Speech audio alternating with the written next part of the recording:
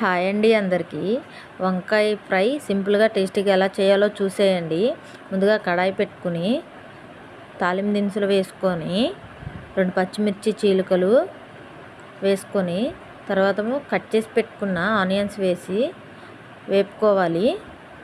అవి వేగుతున్నాయి అనగా ఈ లోపల మనం రైస్ కూడా పెట్టేసుకుందాము. రైస్ ఈ లోపల ఇంకో స్టవ్ మీద పెట్టేశాను. ఈ లోపల మరొకసారి ఆనియన్స్ వేపుకుని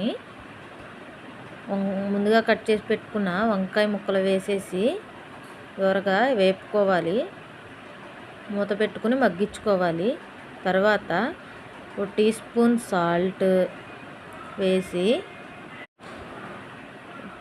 సాల్ట్ వేసి మరొకసారి కలియబెట్టుకోవాలి. కలియబెట్టుకున్న తర్వాత కొంచెం కారం, కొంచెం గరం మసాలా వేసి తిప్పుకొని ఒక 5 నిమిషాలు మగ్గించుకుంటే సింపుల్ అండ్ టేస్టీగా ఉండే వంకాయ ఫ్రై రెడీ. అరే ఇప్పుడు దాకా చూశారు కదరా, సబ్స్క్రైబ్ చేయండిరా, చిన్న లైక్ ఇచ్చి వెళ్ళండిరా.